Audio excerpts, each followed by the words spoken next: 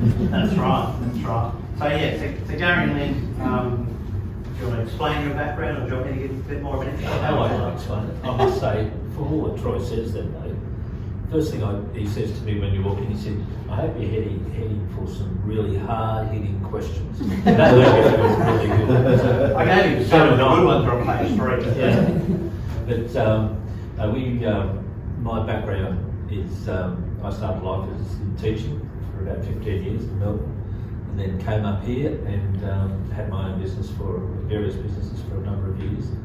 Most of my trips overseas were paid for by the company, so they were always, it wasn't me putting my hand in the pocket so much. So that was my background. Lynn's, well, you can explain your background in teaching. Well, I was with the Education Department for 43 years, and I'd always travelled, but I paid for it myself. So when I met Gary, he had never really just done something that he wanted to do. He did something because the company paid for it. So I thought, oh, this is going to be interesting, because I was very much a very single woman and a lone parent for a long time. And I thought, God, what's this going to be like? Because we decided to go to Italy for 6 weeks in a little car, and I thought, oh, God. But you know what? We had the best time. We didn't even have a nav man. All we had was a stupid map. We got with the hire car, and we just went. We got lost. But you know, we went across to Tunisia and back. We went on 2 cruises.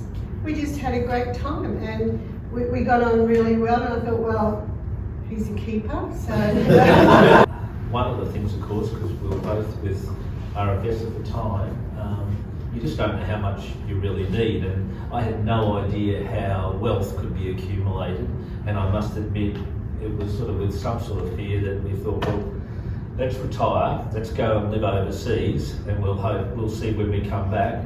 I had this thing in my mind that I would buy a food van or a coffee cart and come back and try and do the markets at the weekend.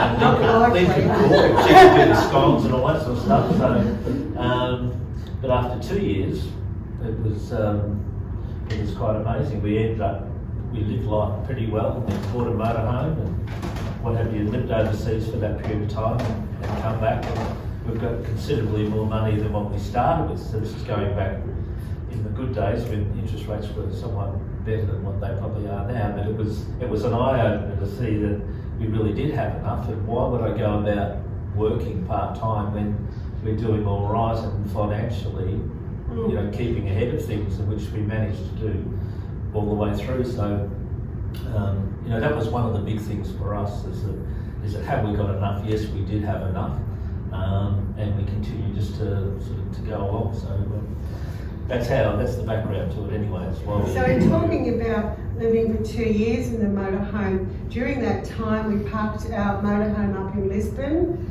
and we flew to Morocco for a couple of weeks. We came back and picked it up, and off we went again. We left it in a place called Pozzallo in Sicily, and we went across to Malta for about 10 days. So we did lots of other things. We went to the Canary Islands, just all sorts of things that we wanted to do. And you just park up the van, you pay for storage on a port or somewhere, whatever. And so we weren't scroogey with you know how we lived, but we just used whatever within our budget, whatever we were earning from our money. So it worked really well. So segue to that, so the European adventurers, we loved it. So when you were sitting here, like people here going, oh, we're going to go on a European. Yeah. What was your thought or plan when you're sitting in Australia before you went? Well, we both liked the idea of motorhoming. We'd never motorhomed before. Never been in one. But we'd been to the UK, and it's not cheap over there. To stay in a B&B or to stay in these sort of places, you know, it's pretty prohibitive. And you got to, one of the things, of course, is that once you get there, you've got to lug it up the stairs in some of these B&B places. So they were about £80 to £100 a night going back then, you know, which is a lot of money for one night. So that's the very first one that we had. That's the internal side of it. That's the seats swivel around. That's just a lounge that's made up the whole time. the one thing we didn't like was a thing called French bed, which is sort of someone's got to climb over someone else when you're sleeping there, which is a pain in the neck.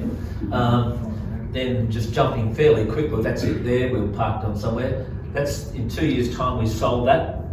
And I'll get on to it later on, but just, they say it takes about 3 lots of vans to purchase. They reckon, this is for motorhomes overseas that we've spoken to, you won't hit it right the first time or the second time, 3 vans and you got it right. And I think that's probably about right. Just little things like in that one there, the very first one, the amount of storage you can see there underneath is just the little box at the rear end, which is, you can fit nothing in there. It's a stupid idea. So you end up storing everything on the bed or the couches, you know? The other one, you can't quite see it, but it's got what they call a big garage at the back. That's big enough to put a motorbike. You can put a motorbike or bikes in there, and boxes and storage, which is really important. Another little thing, for example, and I'll talk about it later, but if you look from the back axle of that van through into the rear, it's quite a long overhang, and when you're going around corners, it's pretty easy to flip to hit something that's quite low. It's all on the one level as well, so once again that doesn't help. Whereas you look in the next van, you can probably just see it. It's not as much overhang, but it actually dives up a little bit, and just that mere fact that it's lifting up at the back goes along, comes up under the garage, little things like that. So we just, when we sold this, it had quite a few knocks in the backhand corners. You just can't avoid it. Just even a low gutter, you tend to swing out here. So they're the sort of things that after a period of time you think, well, that's not going to happen. That's the bed in the new one, which is an island bed, and far better that than the bed that was in this thing. So they're the sort of things that we came across. And yeah, motorhoming is for us. We live outside, being Australians, and I think it's just part of our background in some ways. The English live inside their vans, have the heaters on. They cook inside? Cook inside. They don't even put the awning out. No. They're just very much, they stay inside. Whereas when we're overseas, we go overseas now regularly in the summer months, the European summer. It's always hot, and we tend not to stay in the UK very much. We've sort of done with that a fair bit. So places like Spain, Italy, France, Greece, it's hot, and I mean hot. So you're living outside the majority of time. So they're the sort of things. So motorhoming's for us, and we continue to sort of do that. So left-hand drive? No, it's right-hand drive. It's a British van, same as in Australia. The follow-up question to that would be that how do you find driving overseas? Not a problem. It would be difficult on your own. I must admit, if I'm the driver, then it is very handy when you're verging in, because you're verging from the wrong side, if you like. It is handy to have someone that can really look if you're coming in at an angle. That's about the only time. Yes. When we did it for 2 years, back then England was part of Europe, so we were never stopped. Nothing ever happened. They just waved us on because they thought we were Brits. They didn't know we were Aussies. But now it's totally different. The British vans have to show their passport as well when they're getting to France, when they cross into Spain, all that kind of thing. So it's really changed. It's you can only do 3 months. So from the day you hit France or wherever, or Spain, you calculate your 3 months to get back, 90 days. Parks open during that March, April, May period, or do you find a lot of the parks, especially in the southern parts, exactly where you were talking, Spain, southern parts, closed. A lot of them are closed. But if you're what they call free camping or wild camping, you can still do that in lots of places, and people do that. And there are places like in Greece where there may not be a manager on site, but people will stay there for the whole winter, and the toilets and showers are still, someone just comes and cleans, and you know, that they're very... Did you take your van over to Greece? Oh yeah, a few times. We're going again this time. Yeah. So when you go over to Europe from England, you're there for 3 months, do you need visas for each country that you go to? No, we don't need, because we're Australian, as long as you obey the Schengen rule, which is 3 months, 90 days.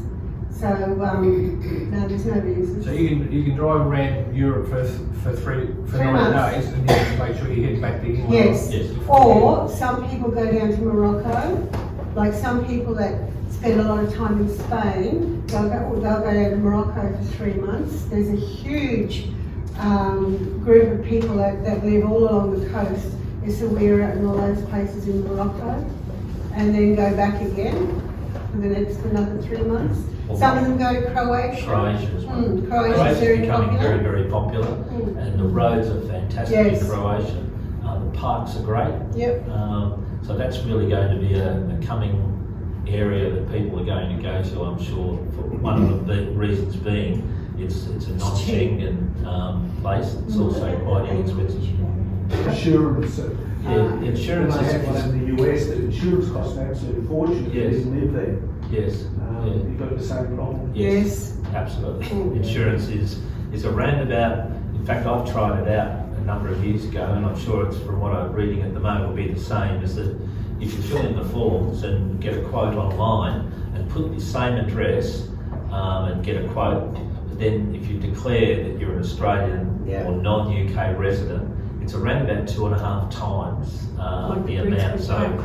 generally for a camper van or motorhome is around about £500 to £600 for insurance premium for the year for comprehensive, but it goes up to £1,500 to £1,800 if you're a non-UK resident. So that's probably singularly one of the biggest difficulties. Yeah. Do you just insure for the period that you're using the van? No, because part of their rule is that even when it's in storage, and even though it's parked in someone's driveway, someone can still, you have to have still insurance on it. That can just be, we haven't done it, but we've had comprehensive on it, but you could actually reduce it to just fire and theft or something near you as well. This little one here, this is the one we've just bought in the last fortnight, Yeah. the one on the left, and it's a lot cheaper than the other ones, or less than half the price that we pay for the big ones. So we're not contemplating doing comprehensive insurance for that because we think, we didn't have a crash at all in our other two big things, and we just figure we'll just go with it sort of thing. We just do fire and theft. But that's going to cost a bulk too, more than you would pay just here or if you were a Brit.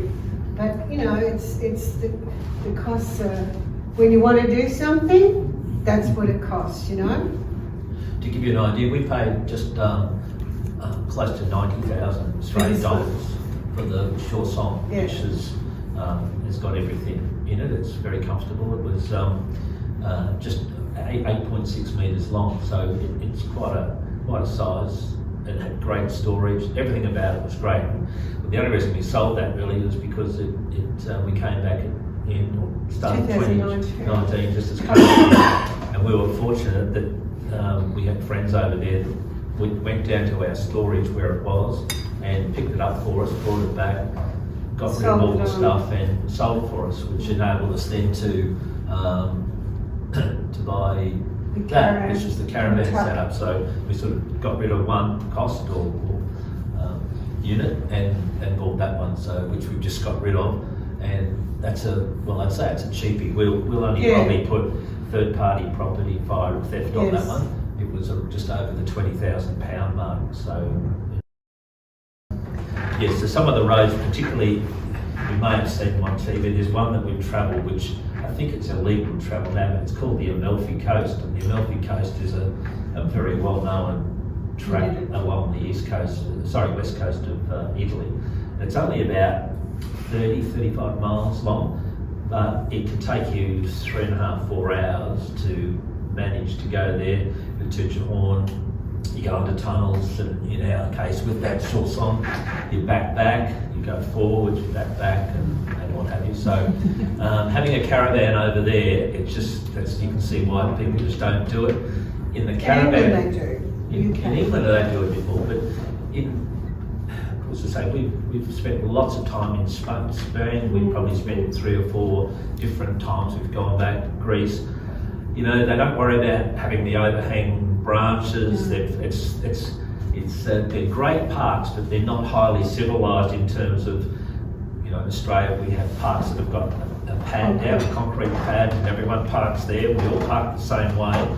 In Europe, it's more or less you pick where you want to go and you park there and you get a good spot. But getting a caravan to get in there would be, at the time, it's quite impossible. So that's the only way to go. But the problem is, of course, like you can't get around that well, which is The why. first timers Yes. wanting to go to big cities. Yes. It's difficult, isn't it? Yes, absolutely. But you wouldn't go. No, No. I don't think you'd want to risk it. no. The streets are not as wide No. as they are here. The caravan parks, well, they call it the camping, is usually on the outskirts of most places in the industrial areas. So you go to the camping park, and you we used to have bikes, we'd ride to the train station or the bus station. Sometimes at caravan parks, they provide that for you. They'll have a shuttle bus. Sometimes you can walk to it. They're very close to trains or other transport too. So that's how we got around that way. There's a book, in fact there's an app now, it covers all those sort of things, so it tells you, I think the latest is just under 10,000 parks on this app, caravan parks. It's called ACSI, A-C-S-I, which is everyone seems to over there to know it's an ACSI book, an ACSI card, which is a discount card. If you're a member of ACSI, you show your card. The big value of it is either on the app or the booklet. It actually has a rundown of the camping park which you're going to stay at. It tells you what's in the park, whether it's got a swimming pool, whether it's got a restaurant, kiosk, etc., etc. And more importantly, though, it tells you how far you are from the nearest bus stop, how far you are from the nearest train station, and how far you are from the nearest shop that will sell buttermilk and that grocery sort of thing. So that's an essential to have when whether you're in the UK or whether you're transferring across it through Europe as well. Yeah, it's good. You're doing 2 years by 3 months. Renting versus buying. Yeah, look, Have you looked into renting? the renting is extremely expensive to do. All the vans that we've had, we haven't made money off. We haven't lost. In other words, if you look after the vans, probably similar to in Australia. I mean, we've had the caravan which we bought and we sold 2 years later for exactly the same price as we bought. The same thing will happen overseas. So for me, I wouldn't even question that. We've got friends that even in Australia, and when they go overseas, they do a lot of what they call free camping. Particularly in France, there's areas set aside in France that are airs. We're not really. In fact, we do very little of it. We like to pay the money, go into a caravan park. You get to use the sorts of showers that are showing up there and the wash basins and what have you. You get your power for most of the time, whether it's little or not, and you get security. About €20 a night across the That'd be an Yeah, average. that would be an average, 20, 25. Yeah, If you absolutely. went across, yeah. Look, there's probably other people who will dispute it, but we just stick, it's easy. We just have a debit card. We carry a credit card as sort of backup, which we try and not use. So if there was a major problem, at least we've got access to some funds. But if it was a real serious one, that's when you get on the phone and I ring him or call me or whatever and say, I need some money. But so far that hasn't happened. But look, we've had friends of ours that have gone overseas and they look for the best rate and they take all these euros with them and what have you. And in one case, I think she got out about 3,800 euros, Yeah. my friend had.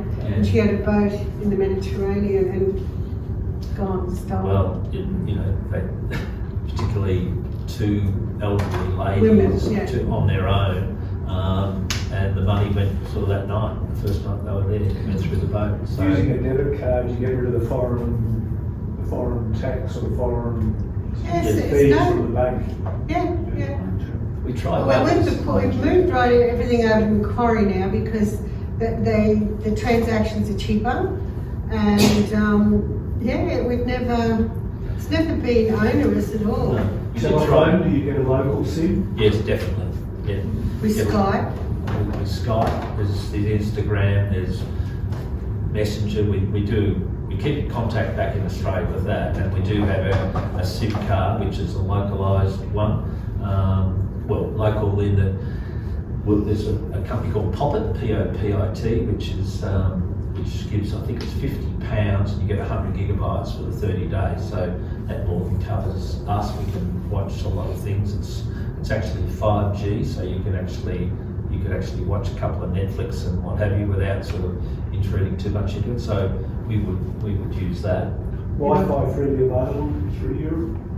I think it is. Free Wi-Fi is not good. Well, like You can get say, if it's in a car, if it says free Wi-Fi, there's a reason why it's free. It's no good. Rubbish. So whereas we've been through with Wi-Fi overseas, all through Europe, China, India, all these places, and we've never seemed to have a problem with your own purchased SIM card. It doesn't seem to be a problem. The range is great.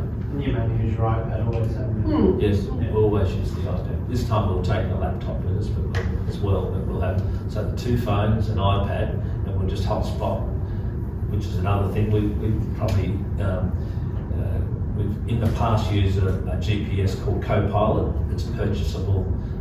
You can put your size of your van, 8.5 metres through whatever the height is, and it can try and keep you out of trouble to some extent in the motorhome.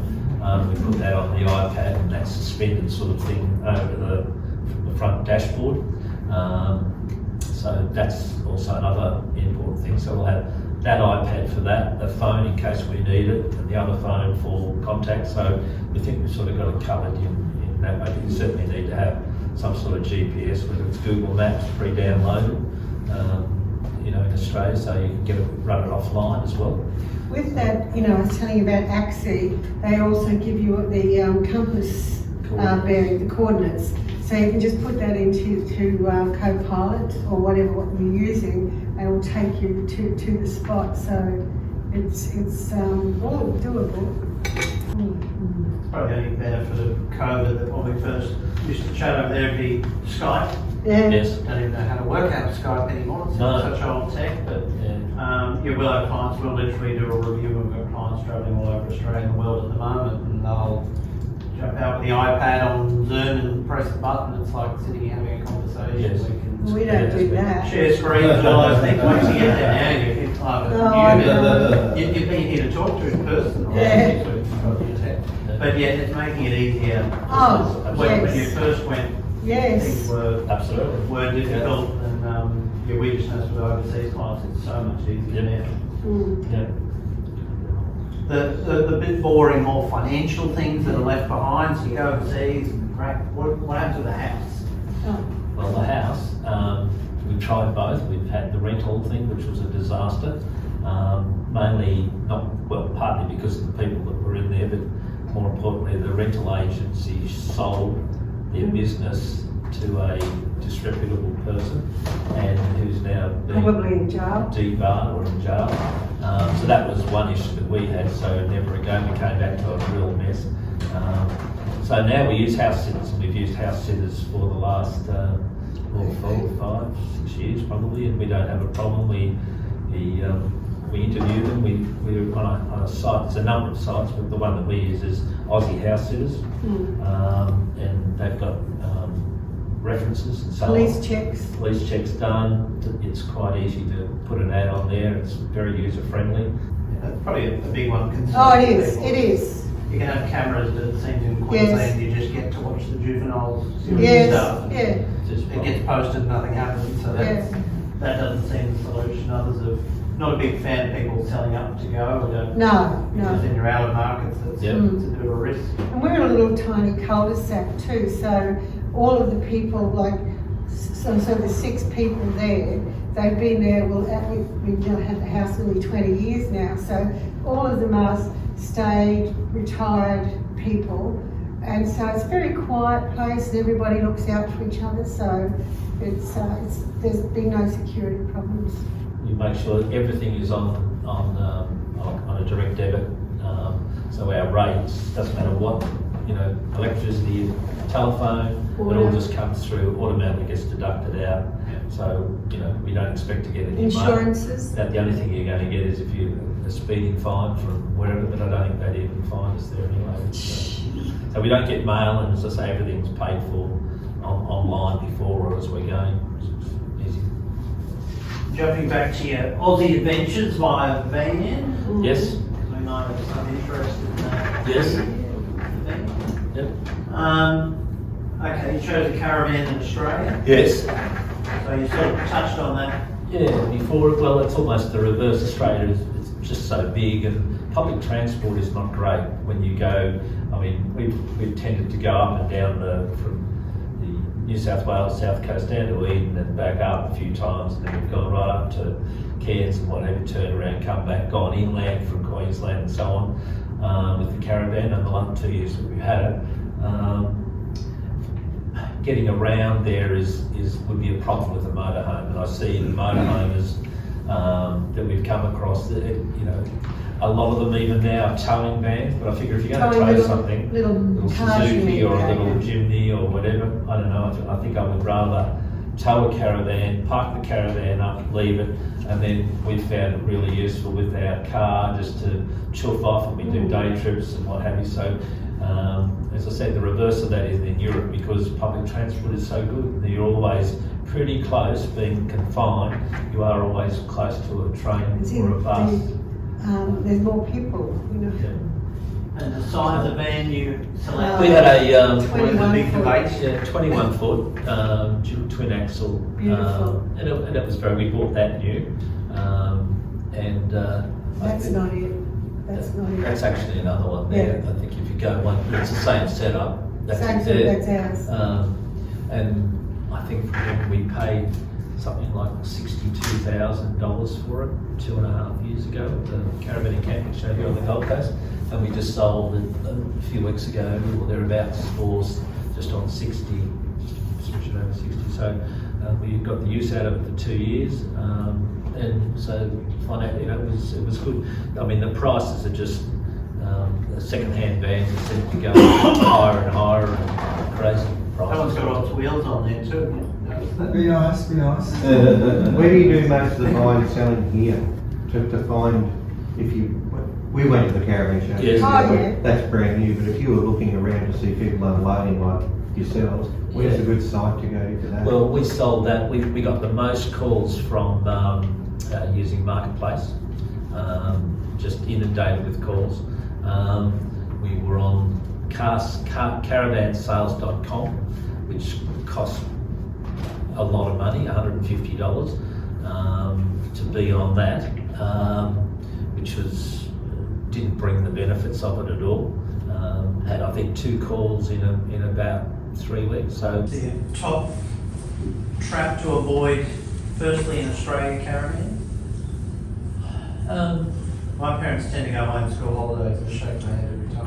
Maybe they just want to get away from me because I like being home. Don't they retire? That's my question.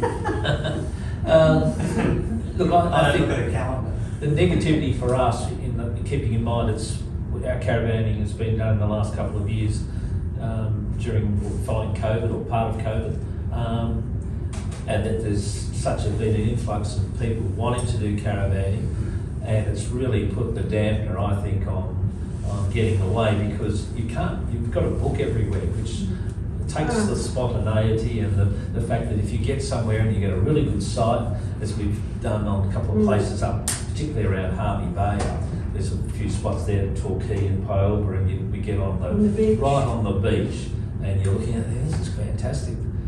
But we're only booked in for 4 days. They've got people coming up, wanting to come. They get an influx to the likes of Harvey Bay. Every weekend. Every weekend. Fridays, Saturdays booked out, so we're out. So, and that's to me it sort of takes a lot of the fun. You just can't get in. If you were to ring up a lot of these parks now, even off peak, you'd find it great difficulty, getting into these things. So that for me is the negative side in Australia with caravanning at the moment. I You think. source that van from here for your next Yes. trip, Yes. so you bought it sight unseen. Yes. Which is, well, A little bit like scary. I mean, it is a worry. Yeah. Well, we did they did an 8-minute video where the guy walked around it and Pulled everything out. pulled us up and out, and we had the camera in there and so on, and Yeah, so look, touch wood, it's Yeah. fine. But overseas, we actually, there's a storage place, there's a number of storage places in the UK that we can store it, but we found one it's Heathrow Storage, which has nothing to do with Heathrow Airport. It's around about a £10 taxi ride from Heathrow Terminal 3 or 4, wherever we get in, across to pick it up. They have it ready for you. Water filled, battery, everything Yeah, done. it's all starting, the engine's going, we'll have it clean. And we pay, similar to Australia, it's around about $30 Australian per week storage over there, which is similar to what that's going rate in Australia, it's about the same. So it's fairly similar. And yeah, look, it is outside, so at times it's going to be freezing, and we do all the things, the maintenance things, empty the water out and all that sort of stuff, so there's nothing in it that can freeze, and touch wood, we've not had any problems. It starts without any issues at all, so, but you do need to have somewhere access to store it, for sure. I'm sure Cost of it'll be living fine. there compared to being here. Oh, it's more expensive in the UK, I think. Yeah. You know, like buying alcohol is very expensive in the UK. When you get to France, it's cheaper.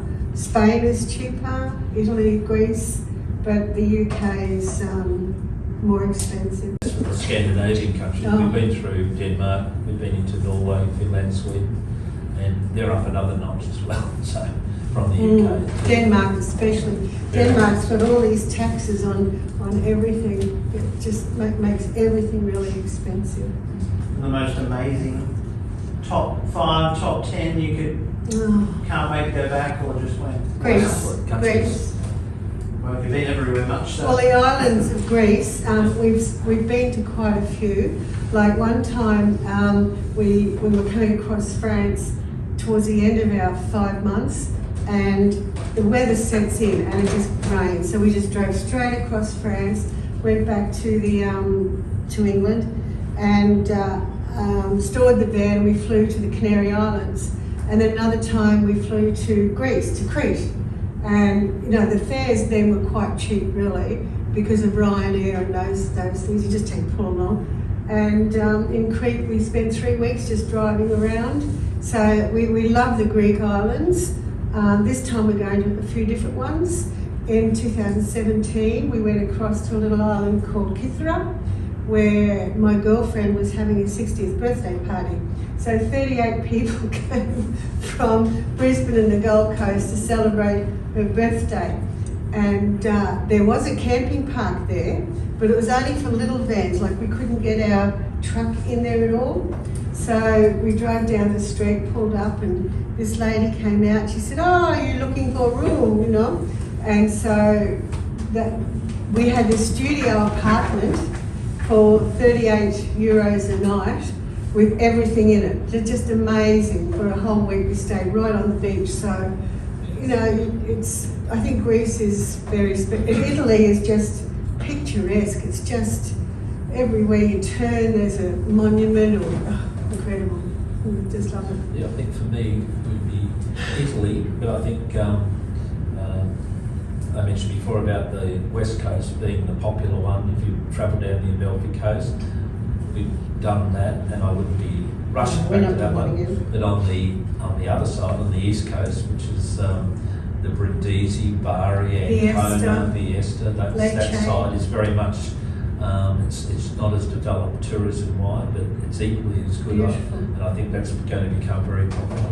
I think Croatia, as I said before, is fantastic. Have you been It's to Croatia? cheap, and highways are fantastic. Yeah.